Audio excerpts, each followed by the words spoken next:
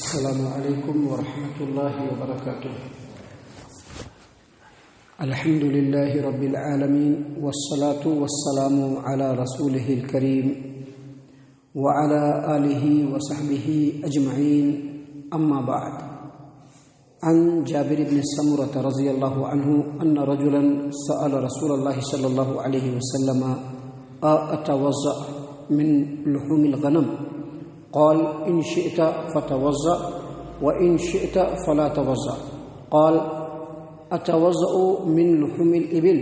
قال نعم فتوضأ من لحوم الإبل۔ الحديث رواه مسلم في صحيحه في كتاب الحيض۔ معزز سامعین کرام، جن چیزوں سے وضو ٹوٹ جاتا ہے اس کے بارے میں اس سے پہلے کے 2 درسوں میں ہم نے بتلایا کہ سب سے پہلے آدمی کے شرمگاہ کا جو آگے کا حصہ ہے یا پیچھے کا حصہ ہے، دونوں سے اگر کچھ بھی نکلے گا تو اس سے وضو ٹوٹ جائے گا، پہلی بات۔ دوسری بات یہ کہ جن چیزوں سے غسل واجب ہو جاتا ہے ان چیزوں سے بھی وضو ٹوٹ جائے گا۔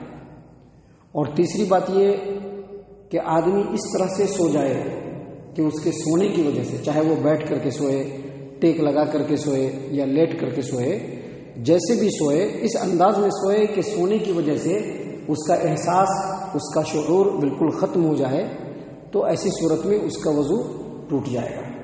اسی طرح سے اونٹ کا گوشت کھانے سے بھی وضو ٹوٹ جاتا ہے۔ اونٹ کا گوشت، دیکھیے حدیث ہے صحیح مسلم کتاب الحیض، باب الوضوء من لحوم الابل، حدیث نمبر 360۔ جابر بن سمرہ رضی اللہ عنہ روایت کرتے ہیں کہ ان رجلا سأل رسول اللہ صلی اللہ علیہ وسلم، ایک آدمی نے رسول اللہ صلی اللہ علیہ وسلم سے پوچھا اتوضأ من لحوم الغنم، کیا میں بھیڑ بکرے کا گوشت کھا کر کے وضو کروں؟ تو آپ صلی اللہ علیہ وسلم نے فرمایا کہ ان شئت فتوضأ، بکرے کا، بھیڑ کا، چھیلا چھیلی کا اگر تم گوشت کھاتے ہو تو چاہو تو وضو کرو، اور اگر چاہو تو وضو نہ کرو۔ وَإِن شِئْتَ فَلَا تَوَضَّأْ، بھیڑ بکری وغیرہ کا گوشت کھانے سے چاہو تو وضو کرو، چاہے تو وضو نہیں کرو۔ اس آدمی نے پھر پوچھا کہ اتوضأ من لحوم الابل، یہ بتلائیے کہ اگر میں اونٹ کا گوشت کھاؤں تو کیا اونٹ کا گوشت کھانے سے وضو کرنا چاہیے؟ تو نبی صلی اللہ علیہ وسلم نے فرمایا نعم فتوضأ من لحوم الابل، نبی صلی اللہ علیہ وسلم نے فرمایا کہ ہاں، جب اونٹ کا گوشت کھاؤ تو اس کے بعد تم کو وضو کرنا ہے۔ اس حدیث سے یہ ثابت ہوتا ہے کہ اونٹ کا گوشت کھانے سے آدمی کا وضو ٹوٹ جاتا ہے۔ اونٹ کا گوشت کھانے سے آدمی کا وضو ٹوٹ جاتا ہے، کیونکہ نبی صلی اللہ علیہ وسلم نے حکم دیتے ہوئے کہا کہ ہاں، جب اونٹ کا گوشت کھاؤ تو وضو کرو۔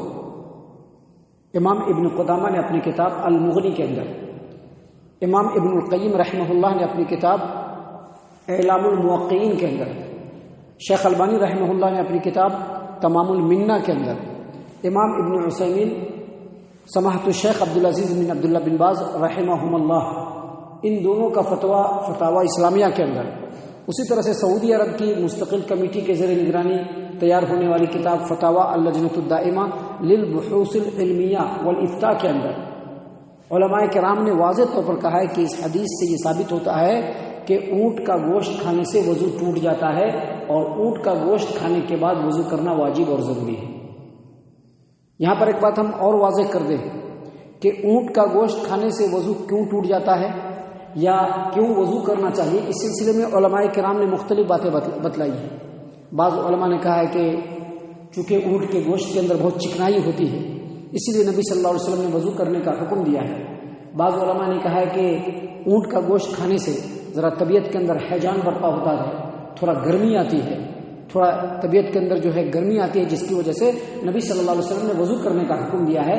اور ان وجوہات کو بیان کرنے کے بعد علماء کرام نے حکم لگانے میں بھی اختلاف کیا ہے، لیکن کسی بھی حدیث سے یہ سب وجہ ثابت نہیں ہے۔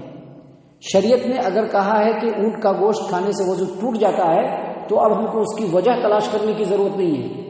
جب شریعت نے کہہ دیا کہ وضو ٹوٹ جاتا ہے تو وضو ٹوٹ جاتا ہے، اور جب وضو ٹوٹ جاتا ہے تو وضو کرنا واجب اور ضروری ہے۔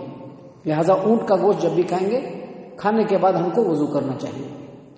سامعین کرام، یہاں پر ایک بات اور یاد رکھیے کہ شریعت کی تعلیم کے مطابق کسی بھی جانور کا گوشت آپ کھائیے، چاہے بکرے کا کھائیے، بیل کا کھائیے، گائے کا کھائیے، چاہے اونٹ کا کھائیے، ان تمام کو کھانے کے بعد وضو کرنا چاہیے. لیکن اونٹ کا گوشت کھانے کے بعد وضو کرنا واجب ہے، اور دوسرے جانوروں کا گوشت کھانے کے بعد وضو کرنا مستحب اور افضل ہے، کیونکہ اس سلسلے میں ایک حدیث ہے، حسن درجے کی حدیث ہے.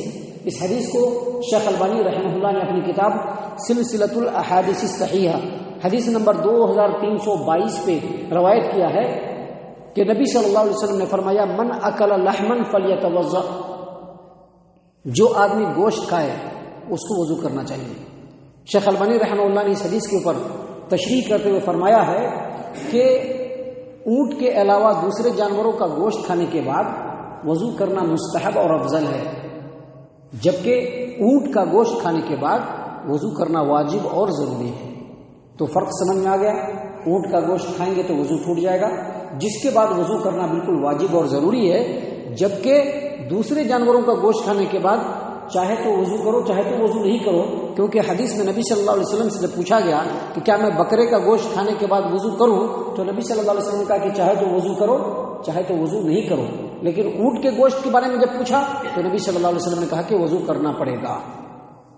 محترم سامعین کرام، اسی طرح سے اونٹ کا دودھ پینے سے وضو نہیں ٹوٹتا ہے. اگر ہم کوئی بھی اونٹ کا دودھ اگر پی لیتے ہیں اس سے وضو نہیں ٹوٹے گا.